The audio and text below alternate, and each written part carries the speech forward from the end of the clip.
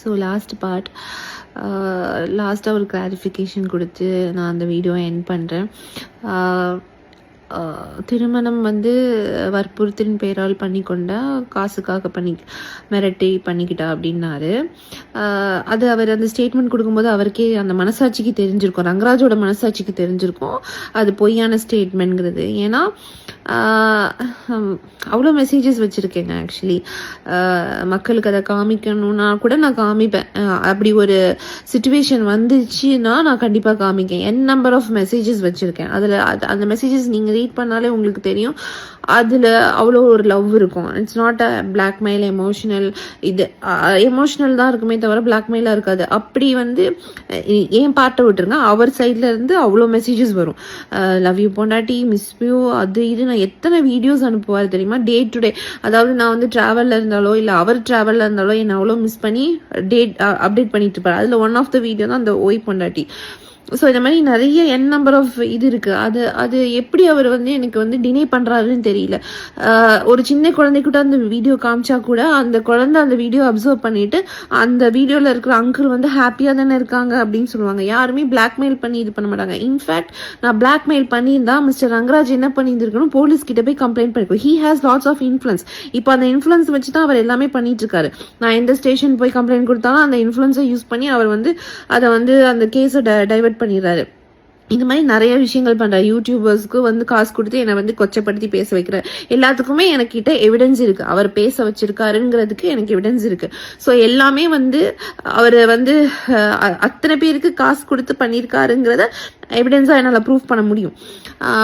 இதெல்லாம் தாண்டி அவருக்கே தெரியும் இது வந்து அப்படி கிடையாதுங்கிறது. பிளாக்மெயில் பண்ணி தான் அவர் வந்து கண்டிப்பாக போலீஸ் ஸ்டேஷனில் போய் கம்ப்ளைண்ட் கொடுத்துருக்கணும். இல்லை அட்லீஸ்ட் ஒரு கால் பண்ணி போலீஸ்க்கு இன்ஃபார்ம் பண்ணியிருக்கணும்.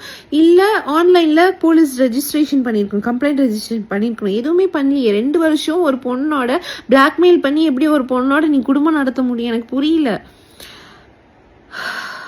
ஆனால் இன்னைக்கு வந்து காசுக்காகங்கிறப்போ எனக்காக இந்த 2 வருஷத்துல அவர் என்ன பண்ணினாரு? எனக்கு வீடு வாங்கி கொடுத்தாரா, இல்லை ப்ராப்பர்ட்டி எழுதி கொடுத்தாரா, இல்லை அவர் ஏதாவது ஷேர் கொடுத்துருக்காரா? எதுவுமே கிடையாதுங்க. இன்ஃபேக்ட் அவருக்காக நான் தான் செலவு பண்ணியிருக்கேனே தவிர அவர் எனக்காக என்ன செலவு பண்ணாரு? எதுவுமே கிடையாது. அவருக்கே தெரியும் இதெல்லாம் பொய்ங்கிறது.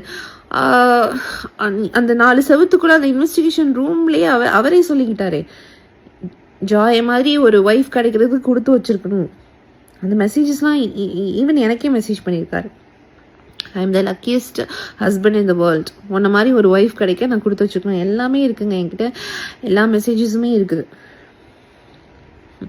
அதெல்லாம் மக்களுக்கு நான் காமிச்சேன்னா மக்கள் அண்டர்ஸ்டாண்ட் பண்ணிப்பாங்க. மாதம்பட்டி ரங்கராஜ் எப்படிப்பட்டவருங்கிறது வந்து மக்கள் அண்டர்ஸ்டாண்ட் பண்ணிப்பாங்க. அதாவது அதுல இன்னொரு, அது என்னுடைய குழந்தை என்றால் எனக்கு புரியல. ஏதாவது ஆக்சுவலி பேசிட்டு அது தப்பாயிடும், பப்ளிக்ல பேசினா அது தப்பாயிடும். ஸோ பர்சனலை வந்து பர்சனலாக வச்சுக்கணும். அதை ரொம்ப கொச்சப்படுத்தி பேசக்கூடாது. அதெல்லாம் கேட்கணும்னு வருது, பட் இல்லை. அது என் குழந்தை என்றால் உன் குழந்தை எல்லாமே யார் வீட்டு குழந்தது? உன் குழந்தை. ஆனால் உன் குழந்தை சாவும் ஒன்றா சும்மா விடாது ரங்கராஜ், நிஜமாவே விடாது. நம்ம சுற்றி சுற்றி அடிக்கும். இன்னைக்கு பண்ணதுக்கு சுற்றி சுற்றி கர்மா விடாது. அதாவது அந்த குழந்தை NICUல இருக்கு. அந்த குழந்தைய நீ கொச்சப்படுத்துற பத்தியா?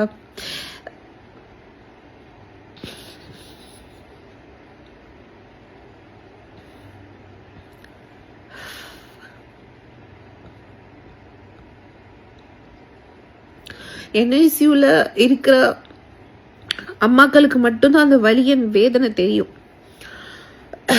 எனக்கு தெரியல இங்கே எத்தனை பேர் வந்து NIC மாமிஸ் என்னோட ஃபாலோவர்ஸில் இருக்கீங்கன்னு தெரியல. அவங்களால மட்டும்தான் அதை ஃபீல் பண்ண முடியும். அந்த ரூம்குள்ளே போகும்போது அப்படி வலிக்கும். ஒரு வாட்டி அந்த ரூம்குள்ளே போகும்போது அப்படியே அழுதுட்டு தான் வெளியே வரும். அங்கே இருக்கிற குழந்தைங்களை பார்க்கும்போது அப்படியே மனசு துடிக்குது. என்ன வாழ்க்கை அப்படிங்கிற மாதிரி தோணுது. ஒருத்தரையும் டியூப்ல போட்டு அந்த பச்சை குழந்தைங்க எவ்வளோ கஷ்டப்படுது. என் குழந்தை ஆப்ரேஷன் முடிஞ்சு என்கிட்ட ஒரு வாட்டி தான் காமிச்சாங்க. ஆக்சுவலாக அடுத்த 10 மினிட்ஸில் அது NICU போயிடுச்சு. அப்புறம் டெய்லி ஃபீடுக்கு மட்டும் அந்த ரூம்குள்ளே போவேன். அந்த ரூம்குள்ளே போயிட்டு வரும்போது அந்த அம்மாக்களுக்கு இருக்க ட்ராமா இருக்கே, அதெல்லாம் வந்து எக்ஸ்பிளைன் பண்ணவே முடியாது. அந்த குழந்தைங்க வந்து அந்த சைடு ஒரு டியூபு, நோஸில் ஒரு டியூபு, வாயில் ஒரு டியூபு, அவ்வளோ வந்து அந்த குழந்தைங்களை போட்டு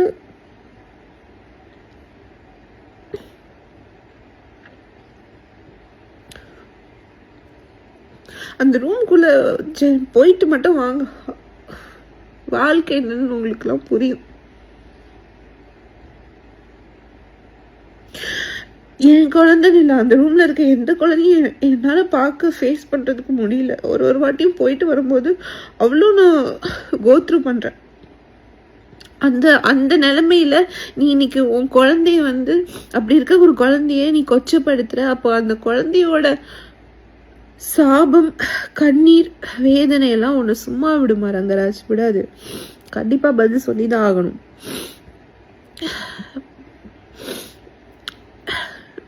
டிஃபமேஷன் கேஸ் போடுறீங்க, பர்சனாலிட்டி சூட் கேஸ் போடுறீங்க, அவ்வளோ அப்படி இப்படி அலை விடுறீங்கல்ல. ப்ரெக்னன்சிலேருந்து அலை விடுறீங்க. அதாவது லாஸ்ட் ஸ்டேஜ் ஆஃப் ப்ரெக்னன்சி. இன்னைக்கு நான் வந்து ப்ரீ ஜாப்ல பேபி வந்ததுக்கு காரணம் மிஸ்டர் ரங்கராஜ் தான்.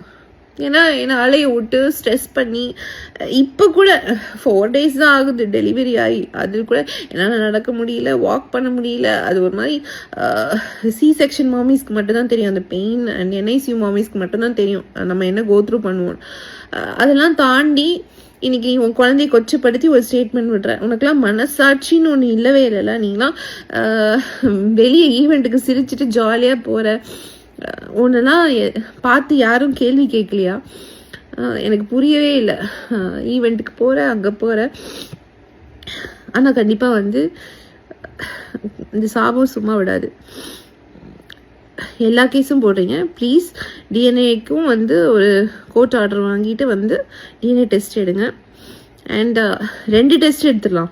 ஏன்னா வந்து நீங்கள் வந்து இன்சைடு இந்தியாவுக்குள்ளே வந்து நீங்கள் என்ன வேணாலும் இன்ஃப்ளூயன்ஸ் பண்ணிடுவீங்க. நீங்கள் வந்து நாளைக்கு டிஎன்ஏ கூட மாற்றி எழுதிடுவீங்க. ஸோ அதுக்கான எல்லா பாசிபிலிட்டிஸும் நீங்கள் பண்ணிடுவீங்க. இருக்குது, பண்ணலாம். ஸோ அப்ராட்லேயும் ஒன்று எடுத்து வச்சுருங்க, பெஸ்ட்டு. ஸோ அப்ராடில் போய் யாரை இன்ஃப்ளூயன்ஸ் பண்ணுவீங்க? பண்ண முடியாது. அவங்களெல்லாம் நம்ம வந்து ஒன்றுமே பண்ண முடியாது. இங்கே இருக்கிறவங்கள தமிழ்நாடு காசு கொடுத்தா என்ன வேணாலும் வாங்கிடலாம். ஸோ நான் ரெடியாக இருக்கிறேன். மிஸ்டர் ரங்கராஜ் தைரியமான ஆம்பளையாக இருந்தால் வாங்க.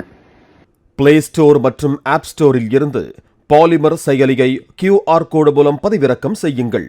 செய்திகளை உடனுக்குடன் பெறுங்கள்.